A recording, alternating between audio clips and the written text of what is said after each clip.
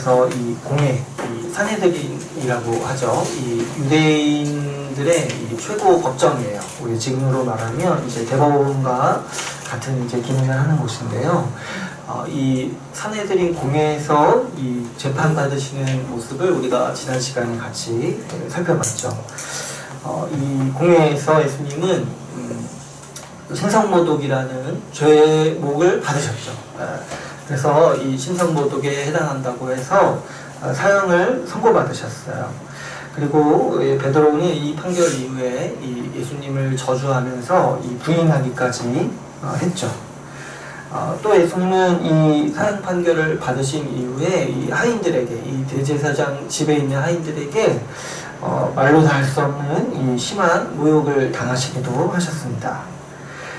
그런데 예수님은 이렇게 무기력하게 심판받으시고 또 모욕당하시는 와중에 그분이 왕이심을 선언하십니다. 이 인자가 권능자의 우편에 앉은 것과 하늘구름을 타고 오는 것을 너희가 보리라고 말씀하시는 거죠.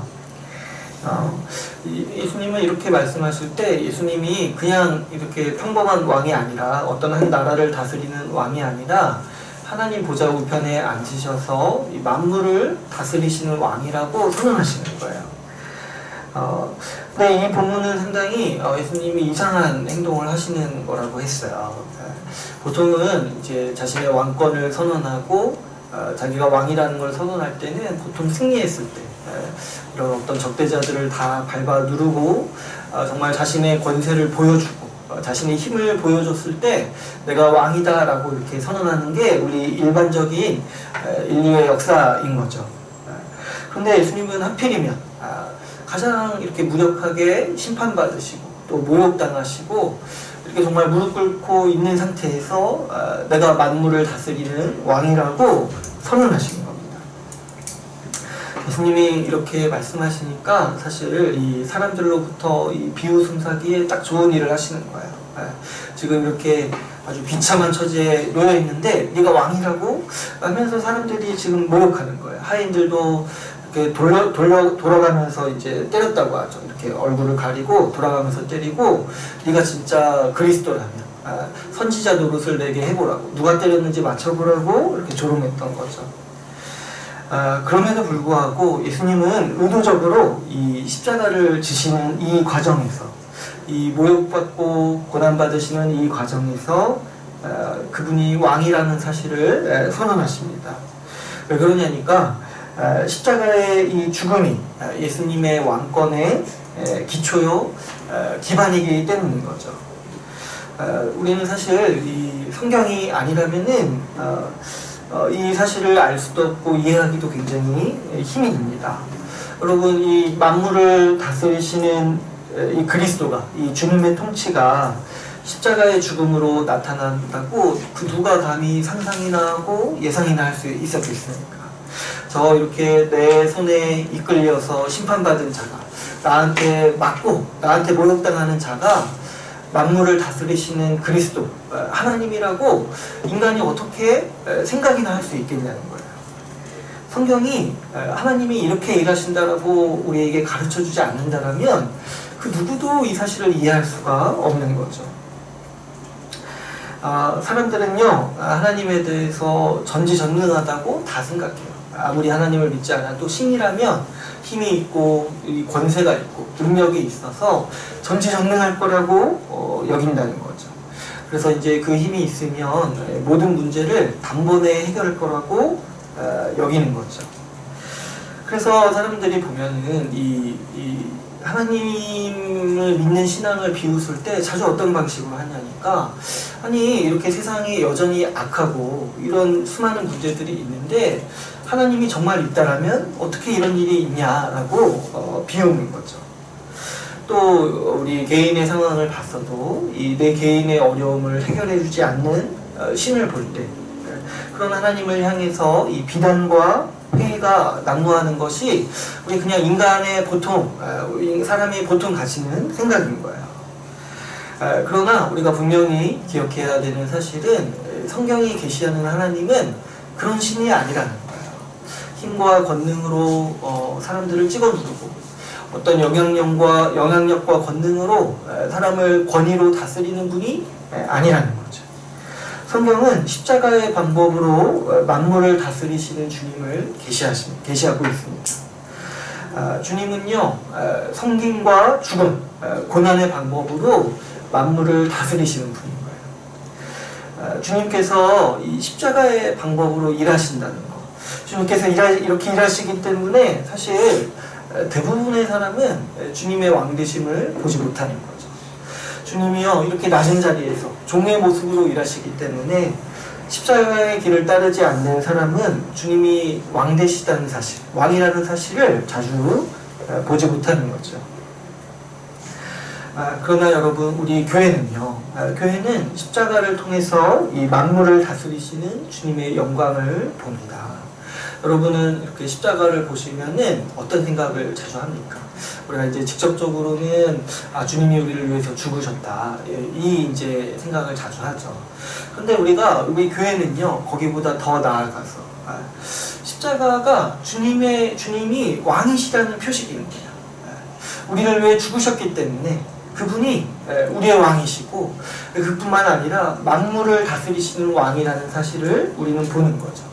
그래서 교회는 어떤 곳이냐니까 십자가를 통해서 그분이 왕이라는 사실을 우리가 예배하고 찬양하는 거죠.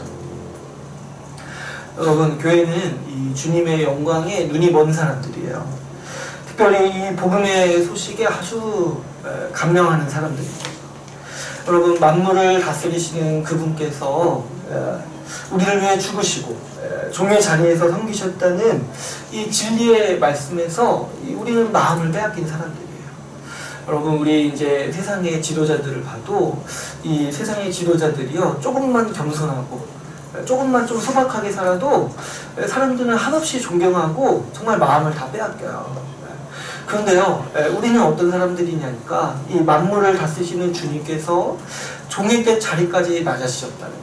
종의 자리까지 낮아지시고 우리를 위해 죽으셨다는 사실에 우리는 한없는 매력을 느끼고 이분이야말로 만물을 다스릴 자격이 있다라고 찬양하고 예배하는 사람들인 거죠. 사람들은요, 하나님이 어떤 분인지를 잘 몰라요. 아마 정말 말씀을 통해서 그분이 어떤 분인지 알게 되면요, 아마 누구나 정말 깜짝 놀랄 거예요.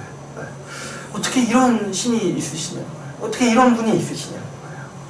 사람들은요, 여기 우리 본문에 나오는 이 대제사장처럼, 이 베드로처럼 하나님이라면 이 강력한 힘의 논리로 통치하실 거라고 이렇게 상상하는 거죠. 그러나 여러분, 우리는 하나님을 압니다. 하나님께서 이 십자가의 방식으로, 고난과 섬김의 방식으로 만물을 다스리고 계신다는 사실을 우리는 알고 있습니다. 그러므로 우리는 이 십자가를 지신 왕을 따르는 사람들입니다. 그럴 때 우리는 우리의 고난에 대해서 물론 이해할 수는 없지만 우리가 고난을 끌어안을 수 있다고 했어요. 우리의 왕이신 분이 우리 대신에 먼저 고난받으시고 그분이 아주 십자가를 지신 왕이라는 사실을 알 때 우리는 우리의 고난을 이상히 여기지 않을 수 있는 거예요. 그래서 우리 신약 성경에서도 우리가 고난받을 때 이상히 여기지 말라고 했어요. 왜 그러냐니까 우리 인생에 뭘 기대했냐는 거예요. 우리가 고난받으신 왕을 왕으로서 따르는데 고난이 없을 거라고 생각하는 것 자체가 뭔가 우리랑 맞지 않는 거예요. 우리는 우리의 고난을 이해할 수는 없지만 우리 주님을 보면서 참고 인내하는 거죠.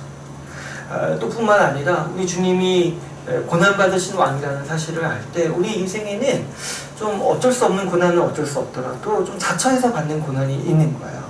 주님이 십자가의 길을 따라오라고 말씀하셨을 때 우리는 이 고난받는 길을 따라가기로 작정하는 거죠. 그 왕을 따라서, 그분을 따라서 우리는 자처해서 고난받는 삶을 살기로 작정하는 거죠. 오늘 우리가 살펴본 본문도 이 예수님의 재판 장면이 계속해서 나옵니다.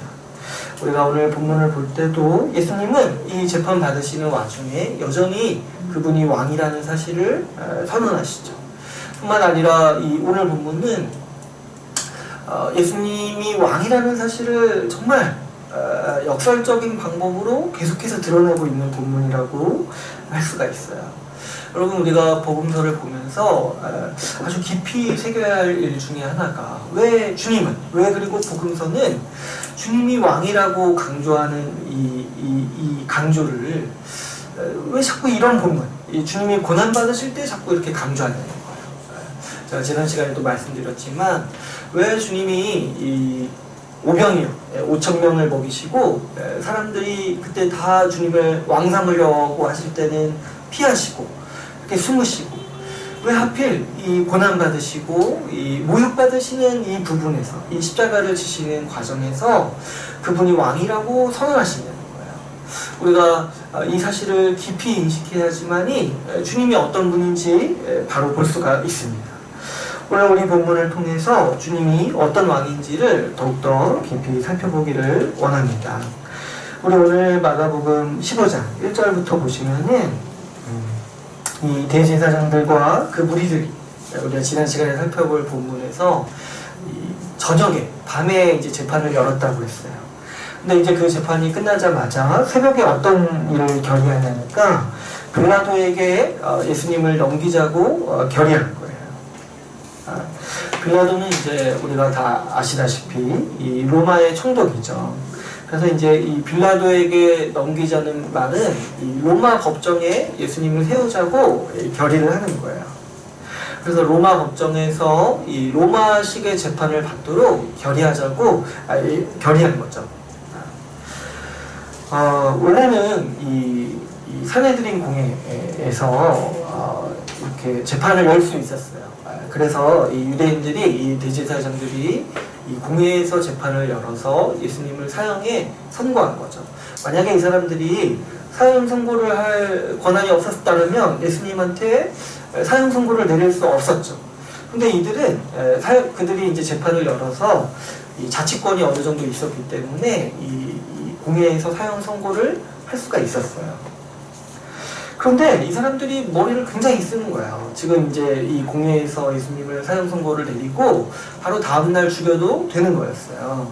근데 또 어떤 결의를 하냐니까 로마에게 넘겨서 로마 법정에서 재판받고 죽도록 하자라는 결의를 하는 거죠. 그래서 이제 예수님이 죽으시는 과정을 보면은 예수님은 2번 재판을 받으세요. 이 산헤드린 공회에서도 재판받으시고 로마 법정에서도 재판을 받으시는 거예요.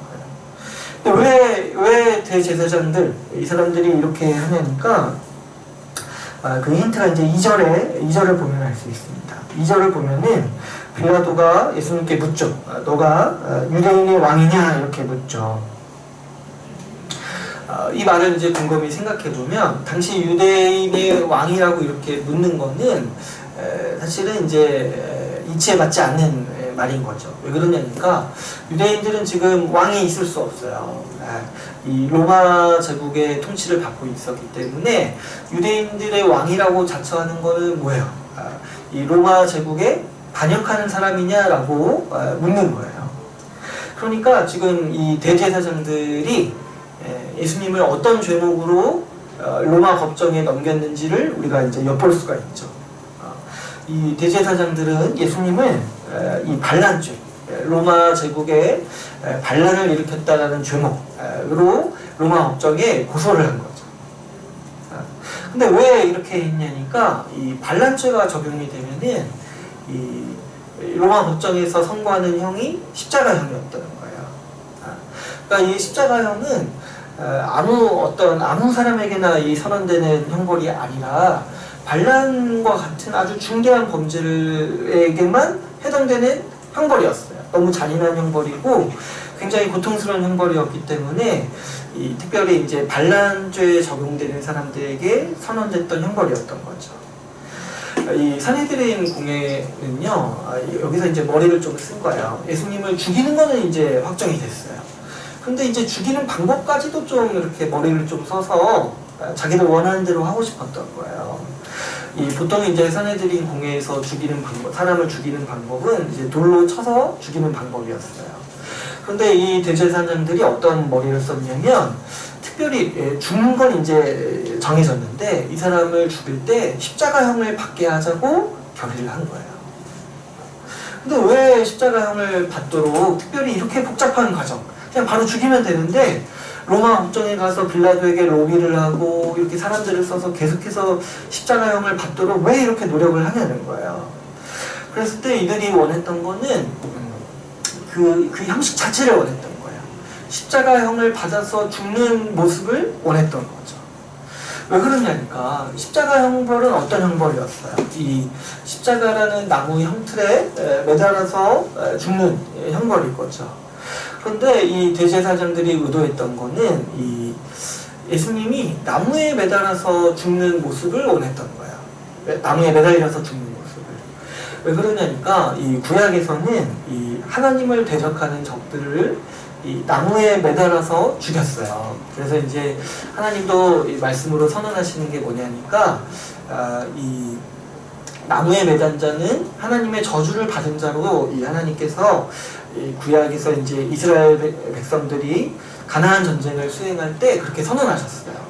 그래서 이제 우리가 구약을 읽을 때 보시면 이스라엘이 전쟁에서 이겨요. 그래서 그 적대국의 왕을 사로잡으면 나무에 매달아서 죽였어요. 그래서 이제 가나안 전쟁을 수행할 때 이 여호수아서를 보게 되면은 이 이스라엘 백성을 적대했던 왕들을 이 나무에 매달아서 죽이는 장면을 보게 됩니다. 그래서 이제 그 나무에 매달아서 죽이는 것을 보고 이 사람이 하나님의 저주와 심판을 받았다라는 것을 선포하는 거죠.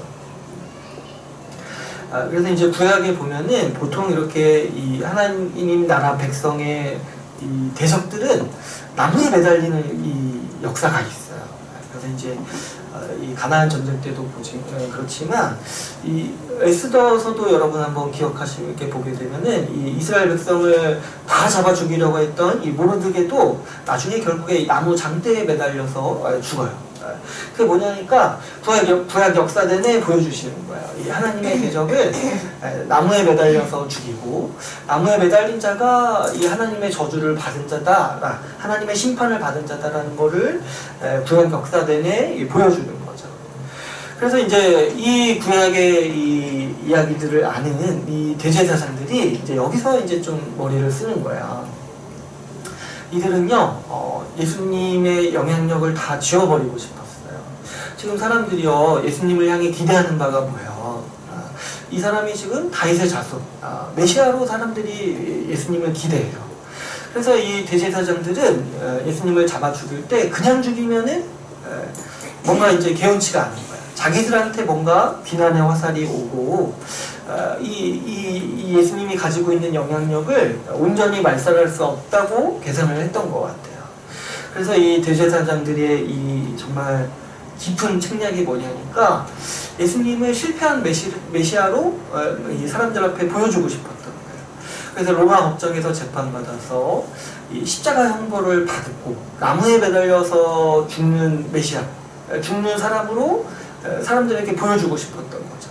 그래서 이 사람은 실패한 사람이다. 이 사람은 하나님의 저주와 심판을 받은 사람이다. 그래서 너희가 원했던, 우리가 바랬던 메시아가 아니라 거짓 선지자 중 하나일 뿐이다 라는 사실을 이 만인 앞에 보여주고 싶었던 거죠.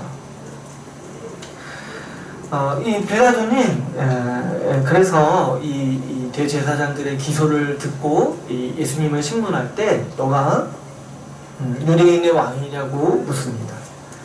그런데 예수님은 이 사실에 대해서 부인하지 않으시죠. 네가 옳다, 네가 그 말을 했다라고 인정하십니다. 앞에서 이제 공회에서 재판받으실 때랑 똑같아요. 너가 그리스도냐 물었을 때 예수님은 내가 그다라고 말씀하시고, 너가 왕이냐고 물었을 때 예수님은 거기에 대해서 부인하지 않았어요. 그런데 이상한 행동 중에 하나가 이 계속되는 고발을 들고 변론할 기회를 주었음에도 불구하고 예수님이 여기에 대해서 저항하지 않으시는 거예요. 이 공회에서 보인 모습과 똑같죠. 예수님은 고발에 대해서 그렇게 저항하지 않으시고 그냥 다 받으시죠. 왜 그러냐니까 주님은 죽으시기로 작정하셨기 때문이죠. 5절을 보시면은 빌라도가 이 모습을 보면서 굉장히 놀랍게 여깁니다. 왜 그러냐니까 이 모습은 굉장히 이상한 모습인 거예요.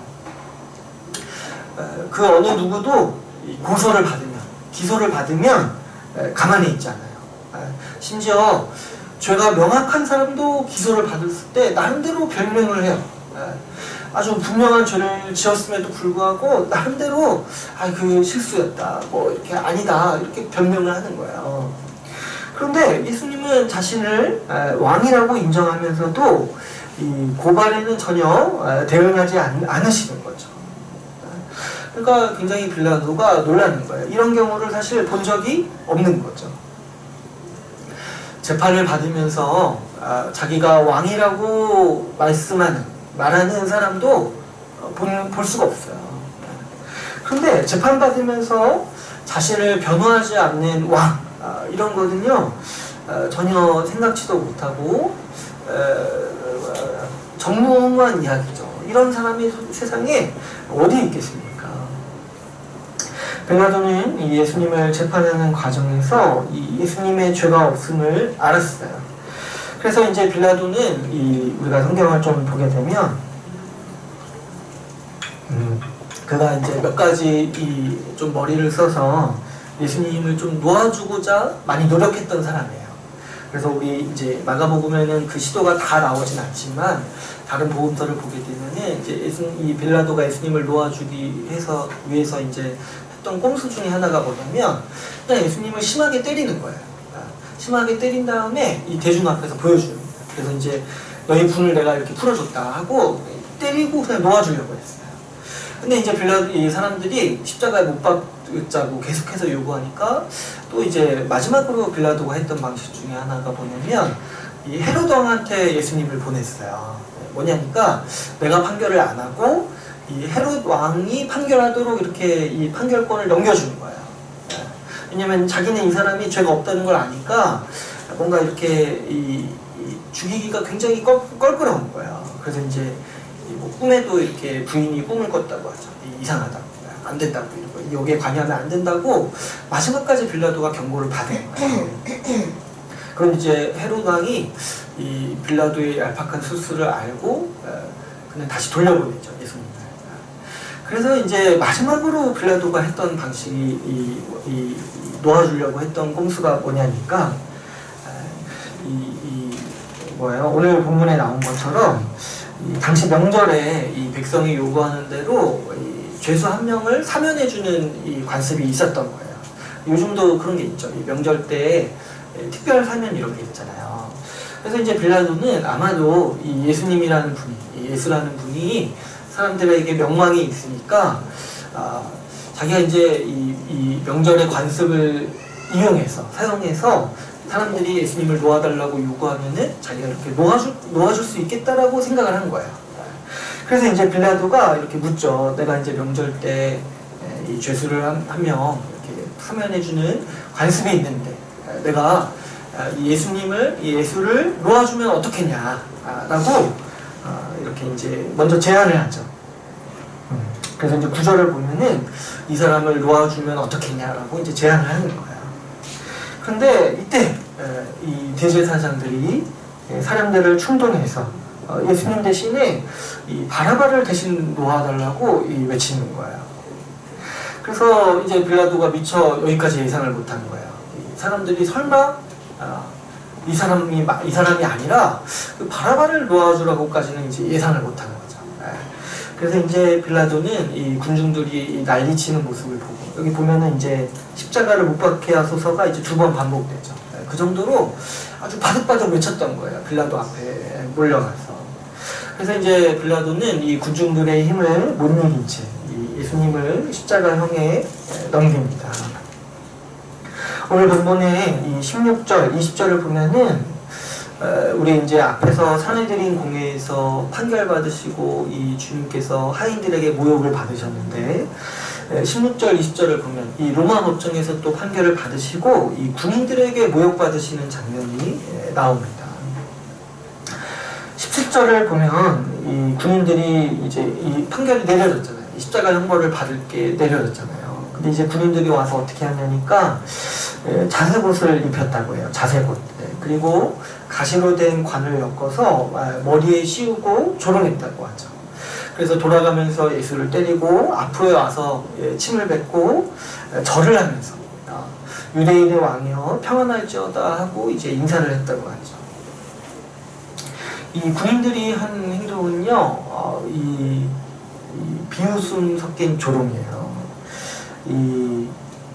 예수님이 자기를 왕이라고 주장하셨잖아요. 이 재판 받으시는 와중에 내가 왕이라고 주장하셨잖아요. 근데 이제 군인들 보기에 이제 이게 웃긴 거야. 어떻게 왕이 이렇게 무력하냐는 거야. 어떻게 왕이 나보다 이렇게 약하냐는 거야. 그래서 아주 그 조롱거리를 이 군인들이 비집고 들어와서 아주 적극적으로 사용하는 거죠. 이 자색옷을 입히잖아요. 근데 이제 자색옷이요, 이 당시 이제 왕들이 입던 이 옷의 색깔이에요. 그래서 이제 여러분들이 이 로마의 황제를 보면은 이 옷차림, 기억나시는 옷차림이 있죠. 뭔가 이렇게 띠를 두르잖아요. 근데 그게 자색이에요, 자색. 그러니까 우리 이제 이 한국에도 왕들이 있는 용포가 있잖아요. 우리는 이제 빨간색을 왕들이 입잖아요. 근데 이제 로마 문화권에서는 왕들이 이 헬라 문화권에서 자색 옷을 입었다고 봐요. 그래서 이제 자색 옷감이 굉장히 비싸게 이렇게 통용되고 왕권을 하나에 상징하는 이제 색깔이었던 거죠. 근데 어디서 이렇게 이 보라색 비슷한 거, 이렇게 자색 비슷한 거 어떻게 첨조가리 하나 가져와서 예수님 몸에 걸치고 또 어떻게 해요? 관을 쓰는 거죠. 관. 이 관도 왕들이 썼던 이 왕관을 이렇게 이 군인들이 조롱하면서 이 가시로 엮어서 만드는 거예요. 그래서 머리에 씌우고 앞에 가서 절하는 거죠. 이 유대인의 왕이여 평안할지어다. 이것도 이제 왕 앞에 드렸던 인사말이라는 거예요. 왕이시여 평안하시기를 원합니다. 이렇게 이제 무릎 꿇고 인사했던 게 그 당시 왕을 대하는 하나의 예절이었던 거죠. 근데 이 군인들이요, 이렇게 하면서 예수님을 때리고 이제 모욕하는 거예요. 하인들이 이 대제사장 집의 하인들이요, 예수님을 보면서 우스웠던 거죠. 이 그리스도라고 하면서 이렇게 재판받으시는 모습이 우스웠듯이 이 군인들도 마찬가지로 이 유대인들의 왕이라고 하면서 유대인들에게 버림받고 십자가형을 받는 예수님의 모습이 우습다고 이렇게 조롱하는 거죠. 우리가 이렇게 본문을 보게 되면은 이 하인들, 그리고 이제 특별히 또 오늘 본문의 이 군인들의 이 행동을 보면 우리 사람의 이 성정 중에 굉장히 비열한 모습이 있다는 모습을 사실 우리가 보게 됩니다. 이 사람은요, 자기보다 약한 사람을 함부로 대해요. 그리고 비웃고 조롱하는 게 우리 인간의 본성 중에 하나인 거죠. 이런 사람이 이 십자가를 지시는 주님을 어떻게 왕으로 인식할 수 있겠습니까? 우리같이 약함을 비웃고 나보다 약한 사람을 조롱하기 쉬운 사람들, 그리고 정말 이 교만에서 우리보다 약한 자를 얕잡아보는 이 우리 인간의 습성으로 우리보다 약한 모습, 우리보다 낮고 천한 모습으로 오시는 그분을 우리가 왕으로 인식하기가 굉장히 힘든 거죠. 본문은요, 이 사람의 본성이 십자가를 지시는 왕을 얼마나 싫어하는지 여실히 드러내고 있습니다. 우리가 이제 하인들과 군인들의 행동을 봐도 우리가 얼마나 십자가 지시는 주님을 조롱하기 쉬운 사람들인지 우리가 알 수가 있죠. 그뿐만 아니죠. 이 예수님이 재판받으시고 십자가형을 받기까지 이 전체 과정을 보면은 아주 일종의 광기가 도사리고 있는 모습을 우리가 보게 됩니다. 빌라도가 여기서 계속 놀라죠. 이 처음에 예수님이 재판받으시는 모습을 봐도 이렇게 놀라는데 중간에 한번 이렇게 물어봐요. 여기 14절을 보시면 도대체 이게 무슨 일이냐는 거예요. 이 사람이 무슨 악한 일을 하였기에 이렇게까지 정말 미친 사람처럼 이 자를 죽이려고 하냐는 거예요. 이렇게 이제 한번 물어보죠. 어찌 믿냐? 무슨 악한 일을 하였느냐? 그러니까 더욱 소리를 지르면서 십자가에 못 박으라고 이 군인들이 외치고 있죠. 이게 이제 아주 전형적으로 아주 미친 사람을 묘사하는 하나의 이 모습인 거죠. 이 광기가 이렇게 서려 있는 거예요. 예수님은요, 어쩌다 우연히 실수로 죽으시는 게 아니라는 거예요. 이 예수님을 죽이려 하는 적극적인 그 집념에 의해서 예수님이 지금 죽으시는 거예요. 여러분, 예수님을 죽이려고 하는 이 대제사장들의 이 집념을 한번 보십시오. 아주 철저하게 준비하고 어떻게든 십자가형을 받게 하기 위해서 아주 고도의 술수를 계속해서 쓰고 있는 거예요. 이 사람들이 한 행동들을 보면요, 아주 정말 적나라하게 너무 잔인하고 정말 미쳤다고밖에는 볼 수가 없는 행동들을 합니다. 우리가 이제 전에 살펴본 본문에서 봤듯이 이 산헤드린 공회에서 예수님을 사형 선고할 때는 신상모독이라고 사형 선고를 해요. 근데 이 사람들이 이 로마 법정에 이 예수님을 넘길 때는 고소하는 죄목이 뭐예요? 유대인의 왕이라고 하면서 넘겨요. 유대인의 왕으로 주장했다고 그 죄목으로 고소를 하는 거예요. 신상모독으로는 이제 로마 법정에서 재판받을 수 없으니까 고소 내용을 바꾸는 거죠. 그런데 이 유대인의 왕이라고 이 예수님을 고소하는 거는 이들의 입장에서는 굉장히 모순된 일이에요. 여러분, 이 대제사장이요, 그리고 이제 유대인들이 그들이 가장 바랬던 게 뭐냐니까 메시아였어요. 그리스도였어요. 근데 그 그리스도가 와서 하셔야만 했던 일, 이들이 이렇게 그렇게 생각했던 일이 뭐냐니까 유대인들의 왕이 되어서 로마의 통치에서 벗어나게 해주는 일이었어요. 로마 제국을 무찌르고 유대인의 왕으로서 자기를 다스려주는 일을 그토록 원했던 거예요. 근데 이 사람들이 그 신학을 가지고 그 이상을 가지고 있던 사람들이 예수님을 로마 법정에 고소할 때 유대인의 왕이라고 고소를 했던 거예요. 얼마나 지금 자기 신념도 없고 자기 신학도 없고 오로지 하나밖에 없는 거예요. 이 사람 어떻게든 죽여달라, 이거 하나밖에 없는 거예요. 그래서 이제 마가복음에는 나와 있지 않지만 다른 복음서에서는 아예 대제사장들이 이렇게 외쳐요. 우리의 왕은 로마 황제밖에 없습니다. 이 사람을 죽이지 않으면 가이사의 충신이 아닙니다. 이렇게까지 외치는 거예요. 그러니까 지금 이 유대교 신학도 없는 거예요. 예수님을 어떻게든 죽이고자 하는 그 집념, 그 눈의 토끼, 그거밖에 없는 거예요. 더군다나 이 최악의 광기, 이 정말 미쳤다고밖에 볼 수 없는 정말 이 미친 모습은 오늘 본문에서 이 바라바를 놓아준 일에서 나오고 있습니다. 7절을 보시면 이 바라바가 어떤 사람인지, 이 사람이 굉장히 이름이 특이하죠. 거꾸로 읽어도 바라바예요. 근데 이 사람이 어떤 사람인지 아시나요? 볼 때마다 이 사람 참 기억하기 좋아하죠. 이 사람이 이제 어떤 사람인지가 이 7절에 이렇게 나와요. 근데 보면은 이렇게 나오죠. 밀란을 꾸미고 그 밀란 중에 살인하고 체포된 사람이라는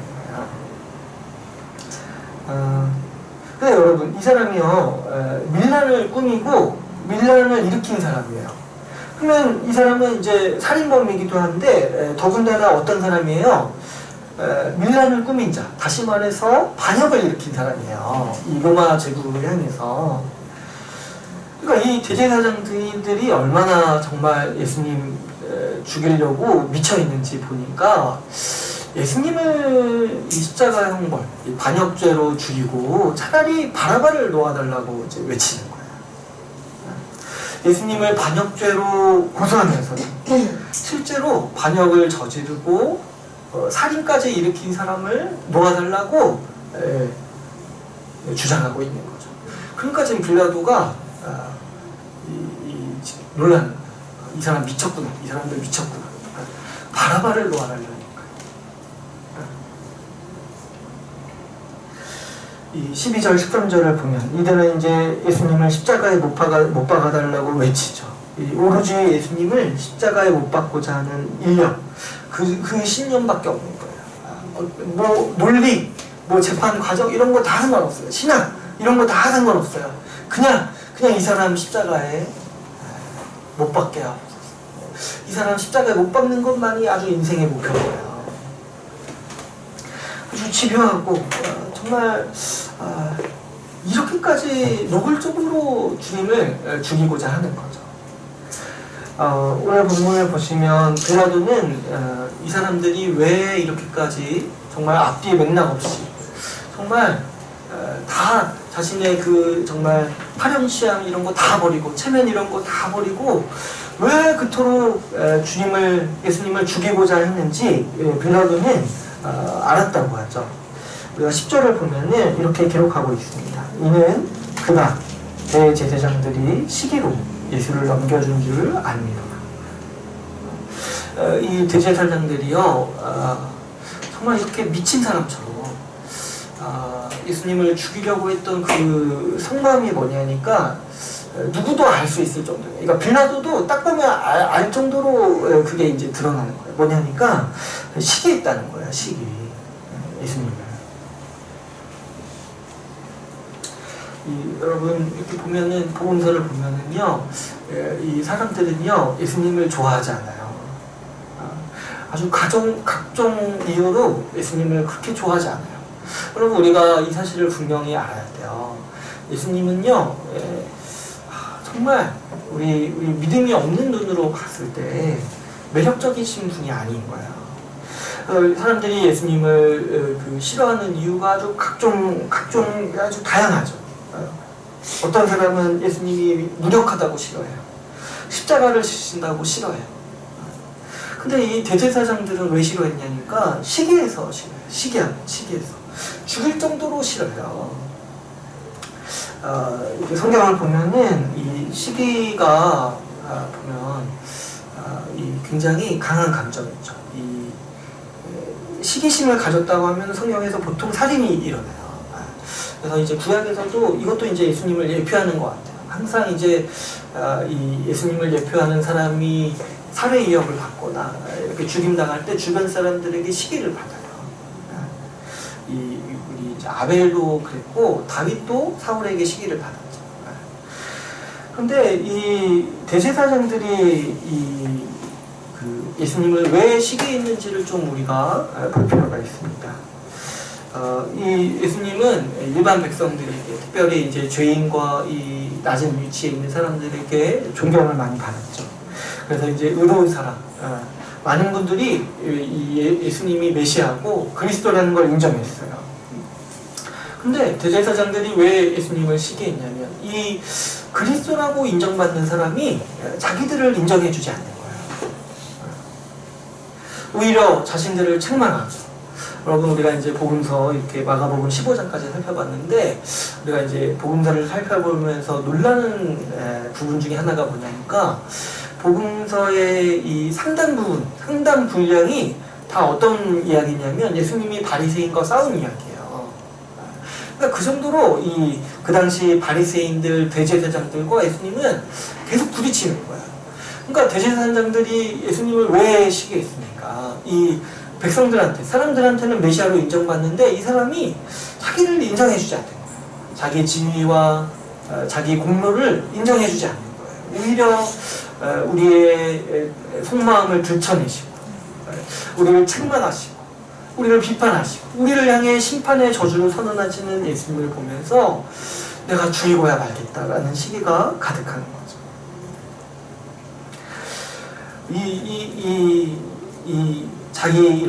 자기 의를 인정해달라는 이 시기심이 있었던 거예요.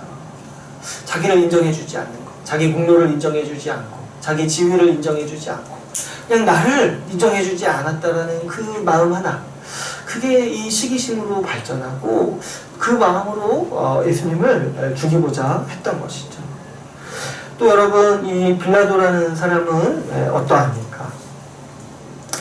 이 빌라도는요 예수님에게 죄가 없음을 알고도 사람들에게 만족을 주고자 예수님을 십자가에 넘겼죠.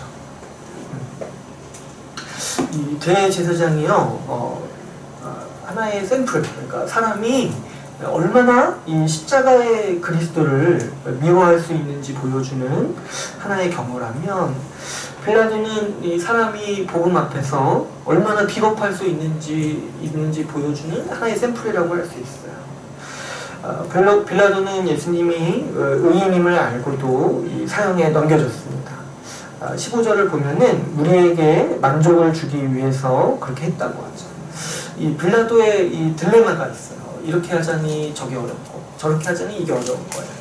예수님을 의롭다고 인정하자니 내 지위가 불안해진 거죠. 이 무리들이 이 폭동을 일으킬까봐 불안한 거죠. 근데 내가 의롭게 예수님을 이 무리를 만족시키고자 하자니 또 뭐가 또 무서운 거예요. 내가 이 판결 잘못하는 게 양심에 꺼리는 거죠.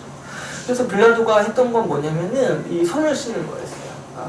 내가 너희들의 등살에 밀려서 예수님을 죽음에 넘겨주지만 나는 이 사람의 피와 무관하다 라고 했던 거죠.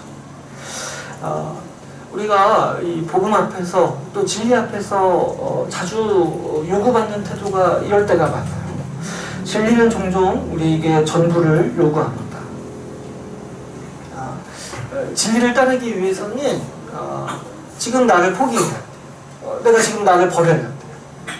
그러지 않고서는 진리를 따를 수 없을 때가 많은 거죠.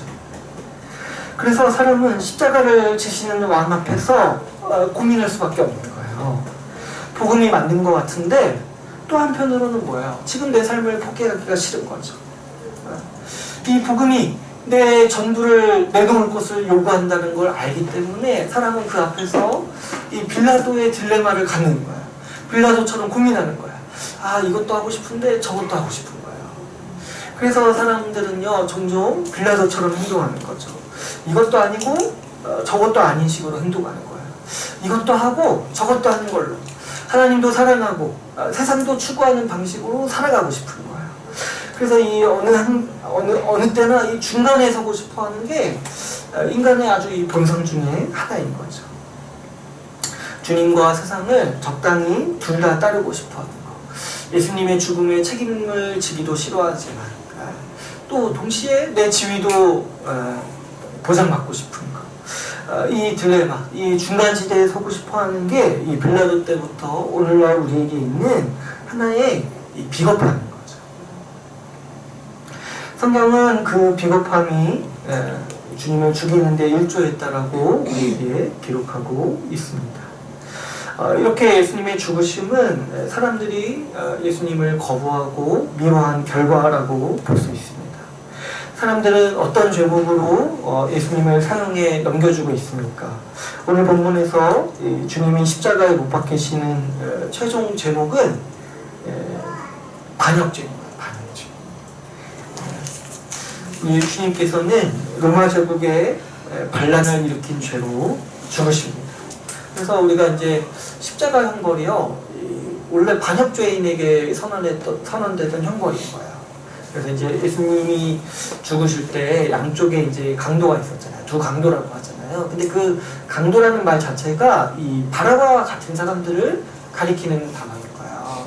반란을 일삼고 강도질을 일삼았던 사람들과 같이 예수님은 못 박히신 거죠.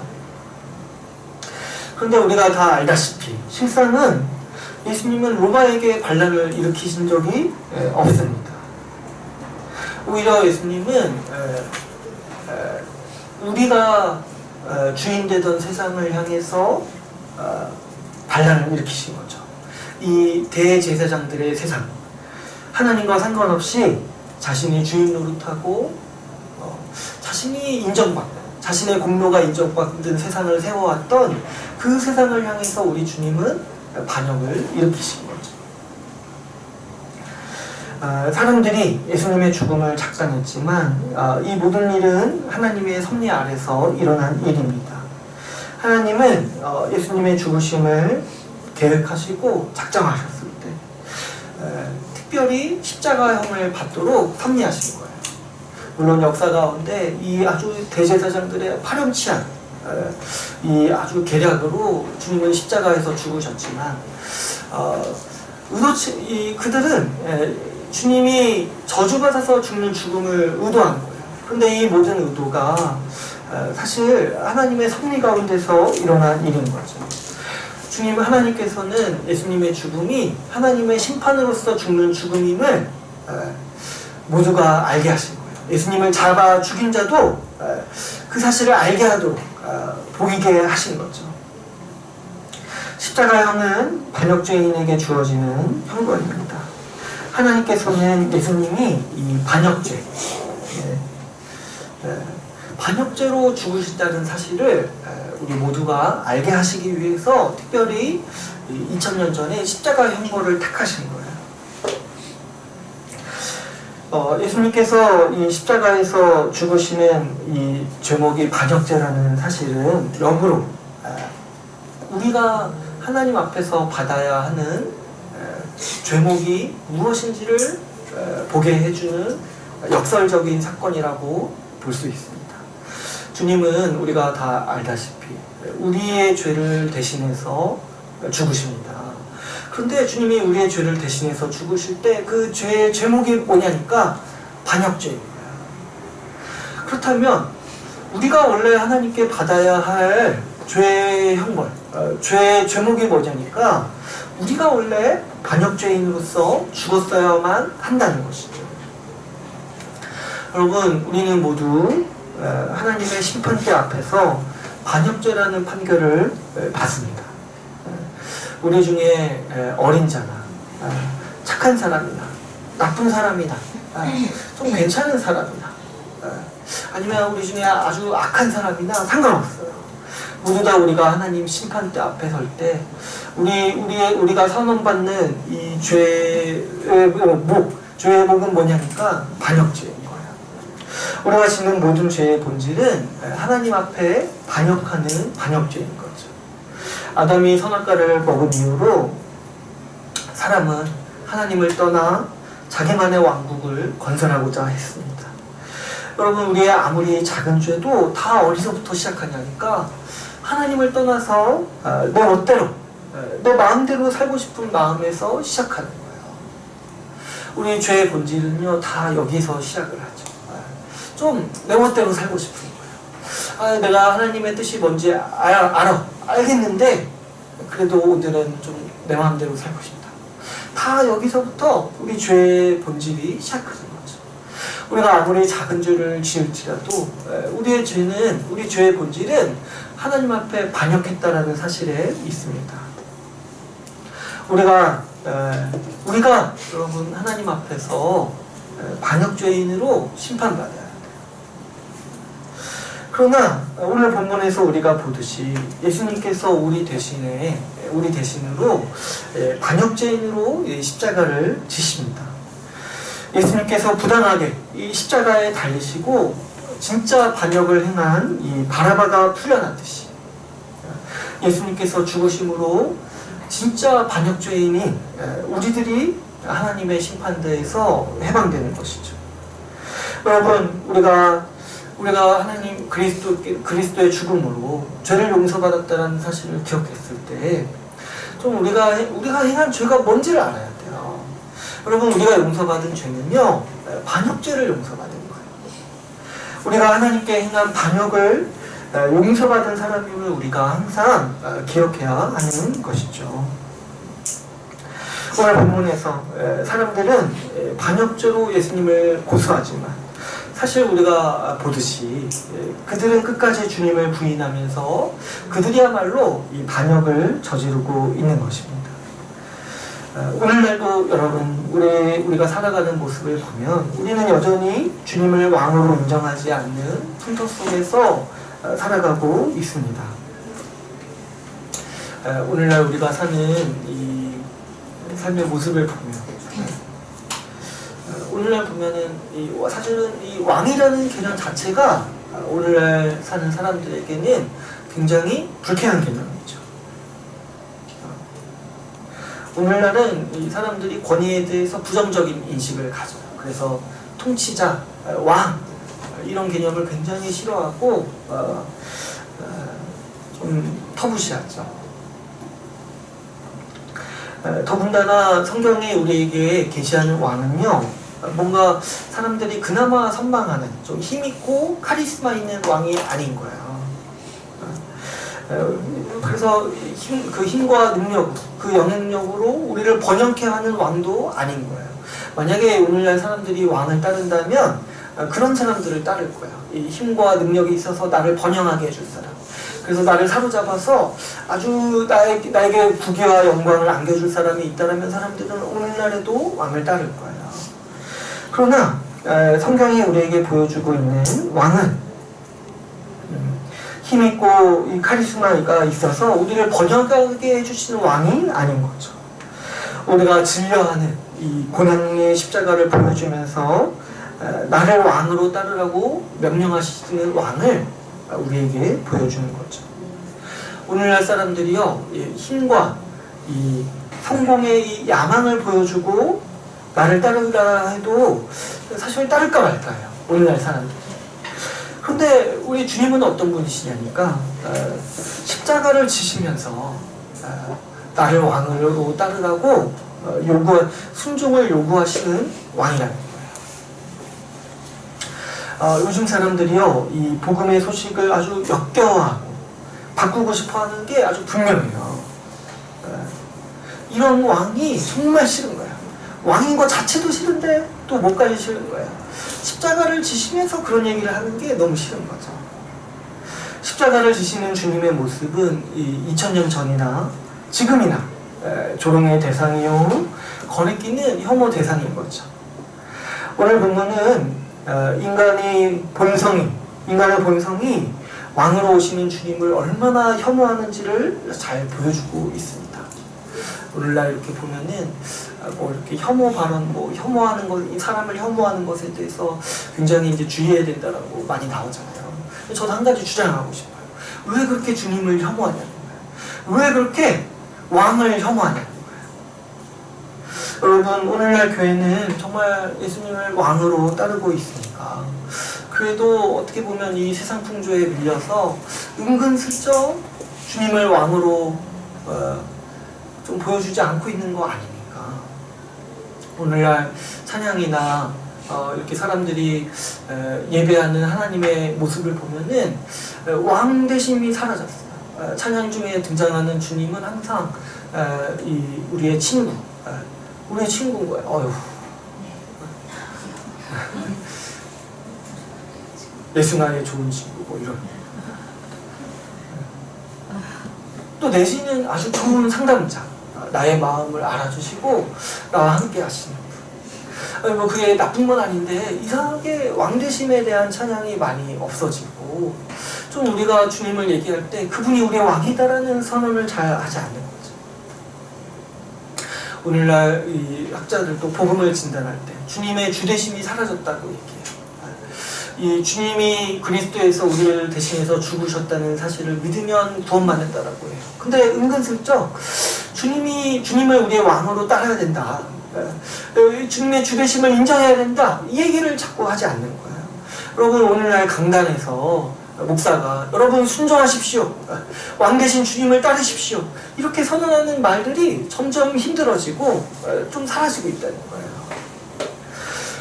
우리 주님이 왕되심을 이해하지 못하고 우리 주님이 십자가를 지셨다는 사실도 잘 선언되지 않고 있죠. 우리 교회에서 보면은 이 고난을 피해야 된다는 식의 이야기들이 많아요. 어떻게 하면 우리가 좀 가난함과 궁핍함 피하고 고난을 피할 수 있을까, 이런 이제 얘기들을 많이 하는 거죠. 그래서 이렇게 보면 설교의 주제가 행복, 이런 거예요. 행복. 뭐 나쁜 건 아니죠. 근데 뭐냐니까 교회도 자꾸 이렇게 힘과 영향력을 통해서 우리의 문제를 해결하려 하고, 좀 이렇게 고난을 어떻게든 은근슬쩍 피하려고 하는 모습들이 우리가 많이 보게 되는 현실이죠. 여러분, 이 교회가요, 이 그리스도를 왕으로 따르기 위해서는요, 정말 그 십자가가 그 중심에 있어야 돼요. 십자가 복음이 예수님의 왕권의 기초예요. 우리가 이제 좀 복음서를 이렇게 그래도 15장까지 이렇게 딱 봤으면 우리가 십자가를 보면은 가장 먼저 생각나는 게 뭐냐니까 그분이 그곳에서 왕이 되셨다는 사실이에요. 지금 이제 복음서가요, 이 예수님이 왕으로 즉위하는 모습을 이렇게 아주 역설적으로 드러내는 거예요. 그분이 조롱받는 왕, 자색 옷을 입으시고 가시면류관을 쓰시면서 왕으로 즉위하셨다는 것을 우리에게 보여주고 있는 거죠. 우리 교회는 십자가를 볼 때마다 그분이 왕이시다는 거, 재판받으신 왕, 조롱받으신 왕, 십자가를 지신 왕이라는 사실을 우리는 항상 기억해야 하는 거죠. 십자가 복음이 예수님의 왕권의 기초인 거예요. 그 누구도 십자가를 이해하지 않고서는 그분의 왕되심도 볼 수 없는 것이죠. 2000년 전에도 그러했듯이 오늘날도 사람들은요, 주님의 주되심을 거부하기 위해서 아주 거의 미친 사람처럼 행동합니다. 이 서구 사회를 보면은 이 서구 사회의 역사를 보면은 이 유럽이나 또 요즘에 이제 미국도 보게 되면 그 서구 사회는 오랫동안 기독교 사회였어요. 그래서 이제 기독교 문화가 기독교 나라가 됐던 사회였던 거죠. 그런데 이 역사적 흐름 가운데서 서구 사회가 변화를 겪으면서 어떤 캐치프라이즈가 있냐니까 이제 기독교로부터 벗어나자는 이 운동이 있는 거예요. 이 너무 교회가 우리를 너무 강압적으로 지배했다. 이제 하나님은 죽었다. 하나님이 더 이상 우리를 통치할 수 없다. 이제 하나님으로부터 벗어나자라는 이 사조가 있는 거예요. 그러다 보니까 이 기독교 영향력을 제거하기 위해서 수많은 운동을 합니다. 오늘날 우리가 보고 있는 이 성해방, 이렇게 이 남녀 간의 차별을 없애자면서 이렇게 시작하는 이 성평등, 뭔가 이렇게 뭔가 해방시키자고 이렇게 자꾸 운동을 하는 거예요. 그래서 뭐 이렇게 동성애도 자연스럽게 허용하자. 이건 인간의 본연의 모습이다. 인간의 자유를 침해하는 것은 뭐든지 악이다라고 규정하면서 이렇게 나오는 거예요. 근데 이런 흐름들이 왜 나오냐니까 다 한 가지 원동력에서 나오는 거예요. 우리가 이제 기독교에서 벗어날 때가 됐다라는 한 가지 이 반동으로 이 한 가지 사조에서 이 모든 게 다 흘러나오는 거죠. 그래서 한마디로 뭐냐니까 이제 하나님이 더 이상 우리를 다스릴 수 없다라고 이런 흐름들이 나오는 거죠.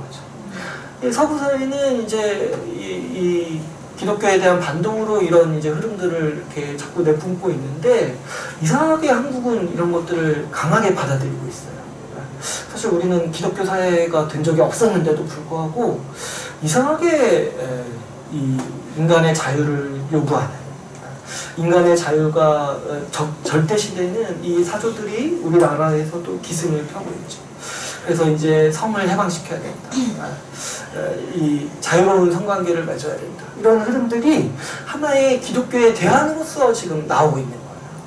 그러니까 우리가 이런 것들을 가볍게 보면 안 되는 게 하나의 종교적 대안으로서 이런 얘기를 하는 거죠. 이런 흐름들이요, 이 사람의 자유가 최고의 가치라고 주장해요. 근데 이런 사조들은요, 한 가지 결정적인 이제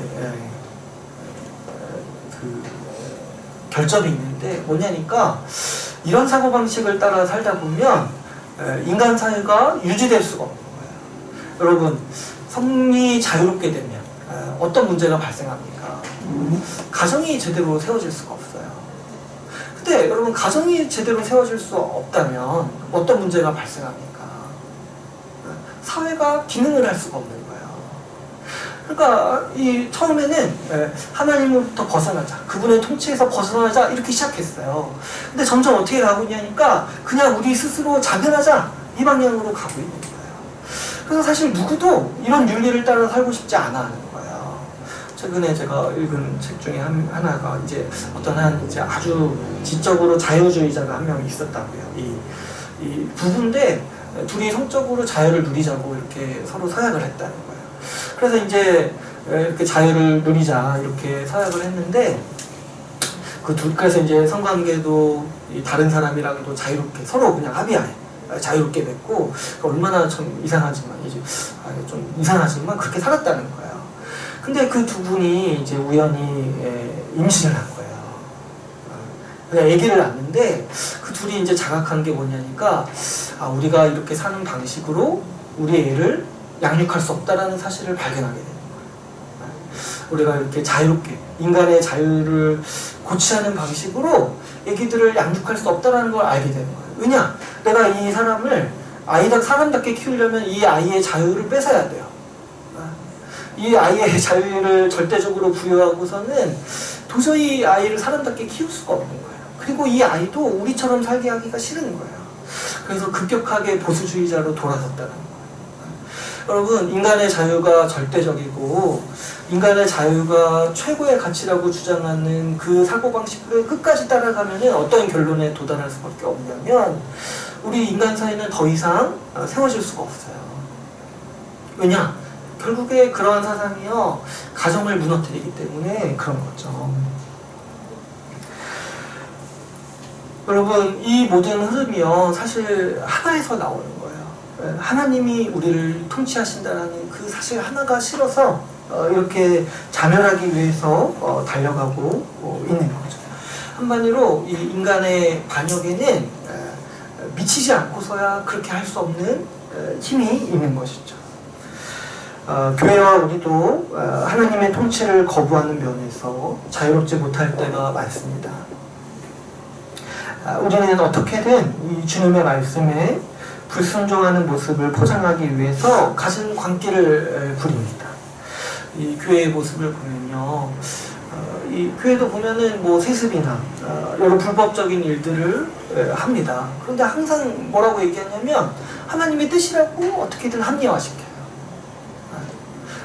내가 교회 세습하고 교회 불법적인 일을 하면서 이거 내가 하나님께 대적하는 일입니다 이렇게 말하는 사람이 없어요.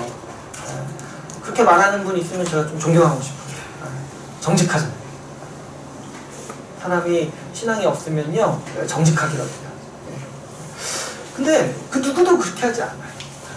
가진 불법을 다 저지르면서 하나님의 뜻이라고 이렇게 합리화하는 게 아주 사람이 정말 하나님께 대적하면서 미치는 거죠.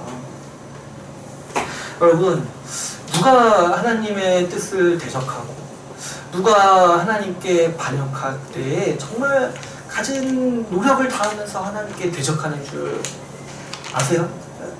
바로 하나님의 뜻을 잘 아는 사람들이 그렇게 하는 거예요. 하나님의 뜻을 아니까 대적하기 위해서 가진 광기를 다 부리는 거죠. 우리도 이 분명히 드러난 이 하나님의 뜻에 저항하기 위해서 가진 잔꾀를 부리고 온갖 열정을 다할 때가 종종 있습니다. 여러분, 한번 이제 나 자신을 성찰할 때도 그렇지만 주변을 한번 보십시오. 하나님의 뜻을 알고도 불순종하는 사람들은요 거의 미친 사람처럼 행동합니다. 이성이나 어떤 성찰이 그 사람을 붙잡지 못해요. 거의 반미친 사람처럼 행동하는 거예요. 오늘 본문에 나오는 이 대제사장들처럼 아주 적극적으로 미친 짓을 하는 경우도 있고 이 빌라도처럼 적당히 타협하는 경우도 있는 거죠. 특별히 이 대제사장들은 예수님의 죽음을 하나님의 심판으로 보이도록 애썼죠. 이런 식으로 자신들의 죄악을 합리화시키려 하는 것이 이 주님의 통치를 거부하는 이 인간의 관계인 거예요. 그러나 여러분, 우리는 십자가를 지신 주님을 왕으로 따르면서 순종하는 사람들입니다. 여러분, 주님이요 우리를 반역죄에서 용서하여 주셨어요. 그 사실을 아는 우리가 더욱 힘쓰면서 살아야 되는 삶의 자세가 뭐냐니까 우리는 더 순종하는 거죠. 모든 사람을 위해서 죽임당하신 어린 양이야말로 만물을 다스릴 자격이 있으신 왕이라는 사실을 우리는 가슴 깊이 새기는 사람들입니다. 우리가 주님의 십자가를 통해서 주님의 왕권을 볼 때 우리는 주님의 방법을 끌어안는 사람이 됩니다. 우리 주님은요 왕으로서 십자가의 길을 가신 거예요. 지금 순서가 이게 아닌 거예요. 십자가를 지셔서 왕이 되신 게 아니에요. 주님은 왕으로 선언하시고 십자가의 길을 가시는 거예요. 주님은 왕으로서 선언하시고 십자가의 길을 가시면서 그분을 따르는 우리도 십자가의 길을 가기를 원하십니다. 예수님은 우리에게 분명히 말씀하셨죠. 누구든지 나를 따르려거든 자기 십자가를 지고 나를 따르라고 말씀하셨습니다. 왜 그러냐니까 주님께서 왕으로서 십자가를 지시고 가시기 때문에 그분을 따르는 모든 자들이 자기 십자가를 지고 따른다는 것이죠. 여러분, 십자가의 길이 무엇입니까? 우리가 십자가 지시는 왕을 따를 때 우리에게 반드시 요구되는 삶의 자세가 있어요. 자기 십자가는요 내가 죽는 길인 거예요. 근데 왜 죽냐니까 내가 반역으로 세운 왕국에서 내가 죽는 거예요. 내 자신의 세계에서 내가 죽어야지만 우리 주님을 따르는 수 있는 것이죠. 여러분, 우리가 우리 주님을 따른다는 거는요 내가 내 나라에서 죽고 우리 주님의 왕국에 들어가는 것이죠. 여러분, 우리는 죽어야지만 주님 나라에서 살아가는 거예요. 내가 죽는다는 거는요, 더 구체적으로 내 고집에 대해서 죽는 거예요. 내 취향에 대해서 죽는 거예요. 내 주장에 대해서 죽는 거예요. 우리는요, 다 내가 이런 사람이라고 생각해요. 나는 이런 사람이니까 이렇게 사는 거야. 근데요, 우리가 주님을 따를 때 거기에서 죽는 거예요. 나를 이러이러한 사람으로 생각하지 마세요, 여러분. 우리는요, 주님과 함께 죽은 사람이에요. 거기서부터 우리 신자됨이 시작되는 거고, 거기서부터 우리 교회됨이 시작되는 거예요. 나는 이런 사람이에요. 나는 이런 개성을 가진 사람이에요. 여기서 우리는 죽었어요. 여기서 우리는 죽고, 우리 성령 받는다. 그리고 성령은 우리에게 또 다른 개성을 주십니다. 우리에게 은사를 주셔서 우리가 각자 그 나라에서 어떤 모습으로 살아가야 할지를 우리 성령으로서 개성을 주시는 거예요. 우리는 그것을 우리의 정체성으로 삼고 살아가는 사람들인 거죠. 여러분, 우리가 특별히 우리가 함께 살아갈 때 이 삶이 요구되는 거죠. 우리 주님이 내 십자가를 지고 나를 따르라고 말씀하시고, 또 한편으로 다른 관점에서 또 말씀하신 게 뭐냐니까, 내가 너희를 사랑하는 것처럼 너희도 지체를 사랑하라고 말씀하신 거예요. 우리가 함께 살아갈 때는 한 가지 방법밖에 없어요. 내가 죽는 거예요. 내가 죽는 거예요. 내가 나에 대해서 죽을 때 우리가 살아갈 수 있는 거죠. 우리에게 그런 유혹이 될 수 있어요. 이렇게 내 맘대로 살고 싶은 게 있잖아요. 그리고 좀 다른 사람도 내 뜻을 따라줬으면 하는 거 있잖아요. 좀 안 따라줄 때 또 우리에게 이런 유혹이 될 수 있죠. 내가 어떻게든 좀 힘으로 찍어 누르거나, 내가 어떻게든 좀 이렇게 가진 꼼수를 다 써서 이 사람을 내 사람으로 좀 만들고 싶은 그런 유혹이 들 때가 있죠. 우리가 이제 그럴 수 있어요. 근데요, 여러분, 정말 힘과 영향력을 얻고 싶으세요. 그리고 정말 내 주장대로 좀 살고 싶으세요. 그러면요, 제가 좀 추천드리는 게 뭐냐니까, 기독교를 떠나세요. 안 돼요. 기독교에 몸담고 있으면서 이거 하려고 하는 게 안 되는 거예요. 여러분, 정말 그렇게 살고 싶다면 강력하게 추천합니다. 기독교를 떠나세요. 정말 일찌감치 접으세요. 우리 주님이 세우신 이 길, 이 나라는요, 정말 그런 마음으로는 절대 살 수가 없어요. 그런 마음 가지고 살 때마다 괴로워요. 그럼 말씀 어디를 봐도 내가 죽으라고 말하는데 어떻게 우리가 이 십자가의 길을 외면 안 하고 살아갈 수가 있겠어요? 여러분, 정말 마음 편하고 싶으세요? 정말 내 마음대로 정말 한번 이 세상 살아보고 싶으세요? 네, 다음 주부터 교회 나오지 마세요. 네, 그냥 일찌감치 정직한 사람으로 살아가는 거예요. 그런데 정말 여러분, 정말 우리가 이 길을 가는 거 있잖아요. 우리가 왜 이 길을 갑니까? 주님이 왕이신 걸 보는 거예요. 나를 다스리시는 분이요, 나를 위해서 죽으시고 나를 섬기시는 분이라는 사실을 알 때, 우리가 내 마음의 고집이나 내 마음의 어떤 일말에 좀 나에 대해서 가지고 있는 자부심, 이런 거 가치 없게 여길 수 있는 거예요. 주님이 나를 죽으시면서 섬기셨다는 사실을 알 때, 그분이 왕으로서 그렇게 하셨다는 사실을 알 때, 우리는 우리의 무릎을 꿇고 우리의 의를 버리고 살아갈 수 있는 것입니다. 우리는 이 모욕받으시는 왕, 이 재판받으시는 왕님께서 우리를 사랑으로 통치하시는 하나님의 형상을 보게 됩니다. 우리는 이 왕을 사랑하기 때문에 기꺼이 순종하는 삶을 살아갈 수 있습니다. 이제 오늘 말씀을 맺겠습니다. 사람의 본성은 십자가를 통해서 십자가를 지시는 왕을 정말 끔찍히도 싫어합니다. 여러분, 우리가 이 사실을 분명히 알아야 돼요. 우리가 태생적으로 하나님을 좋아하는 사람들이 아니에요.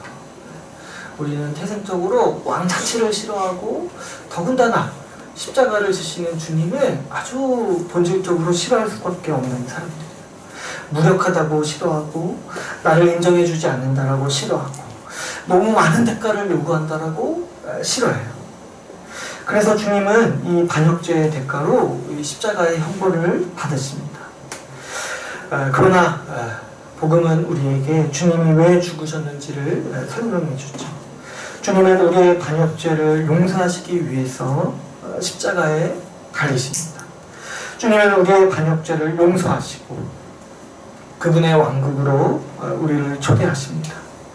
우리는 그분의 나라에서 내가 왕으로 살았던 삶을 청산하고 주님만을 왕으로 따르는 삶을 살아갑니다.